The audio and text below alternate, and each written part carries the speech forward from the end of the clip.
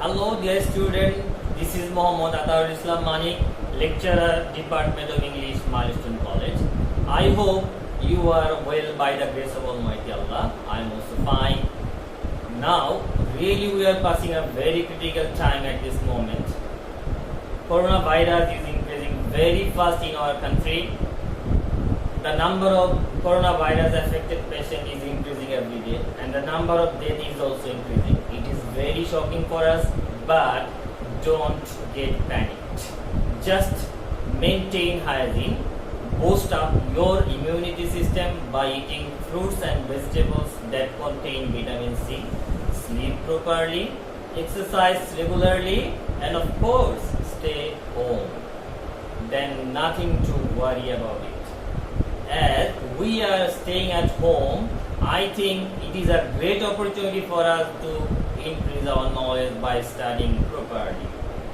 Besides studying academic books, we can read the famous books of different writers and we can enrich our knowledge. Now, I would like to draw your attention on my today's topic. Today, my topic is gap filling without clothes. It is my small attempt to keep you in touch with the study. Some people say that gap filling with clothes is easier than gap filling without clothes. But I say that gap filling without clothes is easier than with clothes because without clothes we have freedom. We can use any kind of meaningful word which is necessary for us, but in with clothes we don't have any freedom. So I can say that without clothes is much easier. And if you watch my lecture attentively, I can assure you that you will surely be able to fill the gaps without clothes. Ready. Now let's look what we use as gap fillers. First of all, we use article as gap filler. You know article means A and D. And second of all, we use preposition. There are some common preposition: in, on, of, for, from, by, with, without, to, and about. These are the common prepositions we use as gap fillers. And then we use persuasive speech. These are common persuasives we use as gap fillers, such as noun, pronoun, adjective, verb, adverb, preposition, conjunctions. These are the common persuasive speech. So, if you have the basic knowledge about article, preposition, persuasive speech, then easily you can fill the gaps without this. So, before starting to fill the gaps, we must have basic idea about these three topics. Now, let's learn some important points we need to know.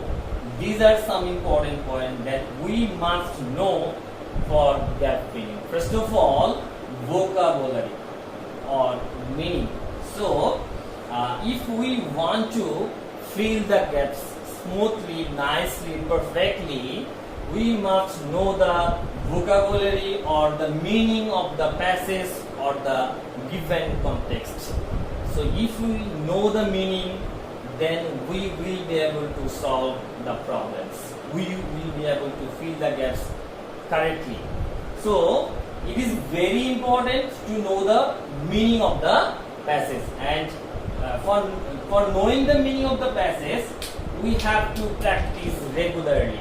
Without practicing regularly, we cannot improve our vocabulary or we cannot understand the meaning properly. So it is very important to know the meaning at first. Then we have to know tense. After reading the passage or the context, we have to understand what tense it is, because without knowing the tense properly, we cannot fill the gaps easily. So, if the given passage is in past tense, then we must use the past form of the verb. If it is in present tense, we have to use present form of the verb. If it is in future tense, then we have to use future form of the verb. That means to fill the gaps, we must know tense. It is very important topic. So if we have the idea of tense, it will help us to solve these problems. Now number 3 is also very important. As gap filling, very often we see the passage is about the traditional story. Traditional story, that means such as about a thirsty crow, that means where there is a will, there is a way, unity is strength, and these are established story. That means these are called traditional story. Sometimes we have to fill this type of traditional story, and if we know the story, it will be very easy for us to fill the gaps. And sometimes we may have textual story. Textual story means from our textbook, English for today textbook. Sometimes we are given passage from textbook, and if we have the idea about the passage, it will be very helpful for us to fill the gaps. So that means we have to have idea about the traditional story as well as about the textual story or textual passage. And then we have another very important point, that is relation of word after gap. That means the relation of the words before the gap or after the gap. We have to know the relation between the words, and if we know the relation of the word, then we will be able to fill the gaps easily. And next, number 5, it is the most important one for gap filling. So if we want to fill the gap correctly, we must have healthy idea about the grammatical facts. That means about the grammatical rules. We have to have idea about the right form of verbs, about the passive voice. We have to have idea about the subject-verb agreement. Because if we don't know the relation of subject-verb, we cannot fill the gaps easily. So this is very important point for gap filling. We must have idea about these grammatical points. And number 6, we have to have idea about some important proverb or wise saying, that is honesty is the best policy, or where there is a will, there is a way, united we stand, divided we fall. Thank you. Now we will learn some important rules for gap filling. So first of all, we will learn how to use noun or different persuasive speech as gap fillers. So now look, if we have article before the gap, we must use noun. That means after article we have to use noun. That means here is article A, then we have to use boy noun, such as a girl, a cow, like this.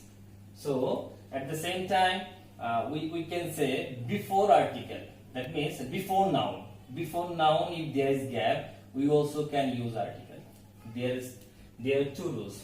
What first one is, after article we have to use noun, and before noun we can use article. Number 2, article plus adjective plus noun.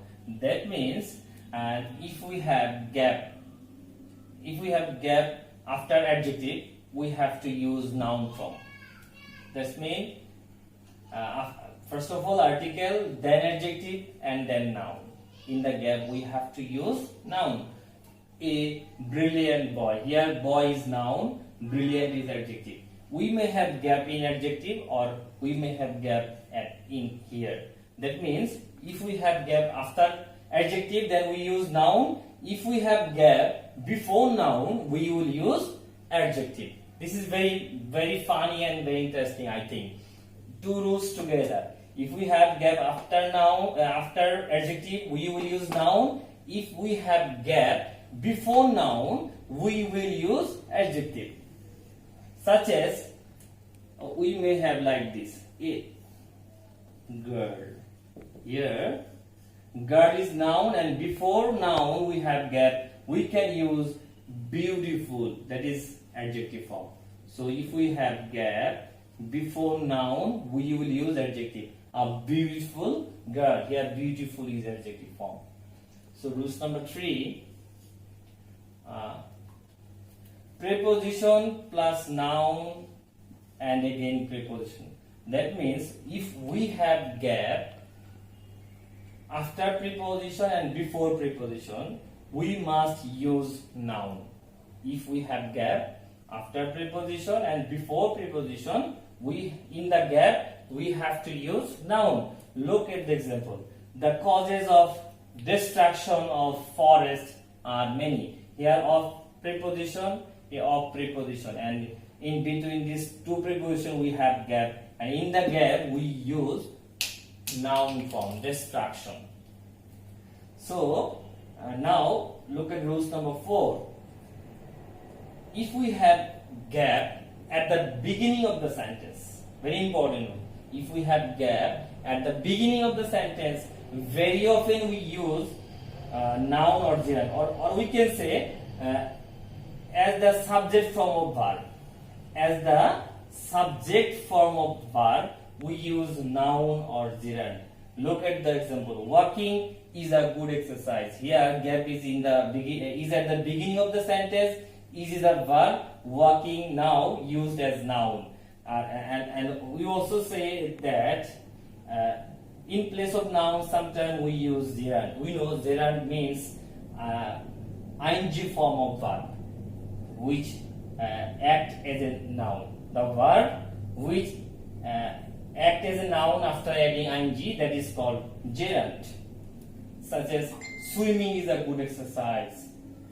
So rules number 5, determiner plus noun. That means after determiner, if we have gap, we also use noun. And first of all, we have to know what is determiner. Determiner means article. That means as a determiner, we can use article. We have learned it before. And we can use some, many. We can use 1, 2, 3, 4, 5, 6 like this. That means number we can use as determiner. So after determiner, we have to use noun form. Look at the example. Here many is a determiner, and after many we used qualities. It is a noun form. That means a good student has many qualities. Now look at rules number 6. This is use of adjective form. If we have be verb, that means auxiliary verb, am, is, are, was, were, and then if we have gap after and then preposition, that means after be verb and before preposition we have gap, we use adjective form. Look at the example. He is dot at English. He is auxiliary verb, at is preposition, and after auxiliary verb and before preposition we have used adjective form. That is, he is good at English. So the rules is after be verb and before preposition, if we have gap, we must use adjective form. This is very important. Now rules number 7, adverb plus adjective. There are 2 rules. If we have gap after adverb, we use adjective. That means he is very brilliant. Here very is adverb form and adjective brilliant is adjective form. That means if we have gap after adverb, we use adjective, and if we have gap before adjective, look, if we have gap before adjective, we can use adverb as well. That is here, same example. Very. That means if we have he is dot dot brilliant, then we can use he is very brilliant. We can use he is really brilliant like this. So there are 2 rules. Before adjective we use adverb. After adverb we use adjective form. So now look at rules number 8. Subject plus adjective plus preposition plus noun. That means if we have gap after subject before preposition, and if there is noun after preposition, in the gap we use adjective form. Now look at the rules again. If we have gap after subject before preposition, and after preposition if we have noun, in the gap we use adjective form. Now look at the example. The manners learned at home help us in future. Here manners subject, at preposition home noun. So look, after subject before preposition and there is noun, in the gap we used adjective form learned. The manners learned at home help us in future. So now look at rules number 9. Article or noun plus adverb plus adjective plus noun. That means after noun or article and before adjective we use adverb form. Have a look again. After article or after noun and before adjective and noun, if we have gap, we use adverb form. Look at the example. A is article, educated is noun form, adjective form, and man is noun form. So after article we have gap. Article, gap, adjective and noun. So in the gap we have to use adverb form. This is very important and this is a very important structure for making any kind of sentence. So after article or noun, before adjective and noun, in the gap we use adverb form. A properly educated man is well mannered. Now look at rules number 10. At the end of the sentence or after verb we use adverb. This is also very important rule for gap filling because sometimes we have to use adverb form. That is, he was slowly. He slowly is adverb form and it is at the end of the sentence. The gap is in the is at the end of the sentence, or we can say walk is a verb. So after verb or at the end of the sentence we use adverb form. That is, he walks slowly. Such as we can say they go to school daily. This kind of sentence we use.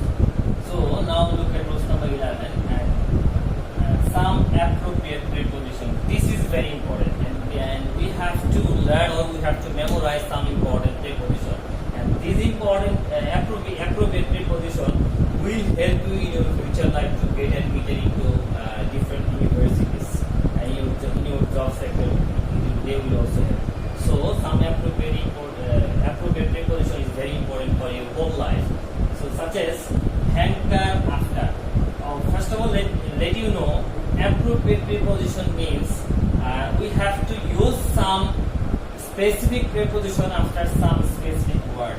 Hanker after. That means after hanker we must use after. True to. That means after true we must use to. True to. Fade in. That means after fade we must use in preposition. And there are some other appropriate preposition as well. Absorb in. Absorb in. Roll in. Build up. These are common appropriate prepositions. Build up.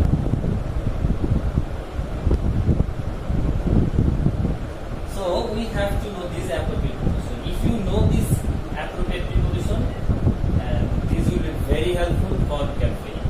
So dear students, I have discussed about 11 rules today. So I hope if you understand these 11 rules, you will be able to solve gap filling and you will be able to fill the gaps easily. And before these important rules, I have also discussed about some important points. So I hope you will try to learn these important factors and you will try to learn these important rules for gap filling.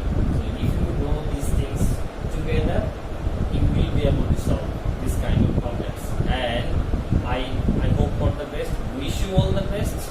Stay home, stay safe.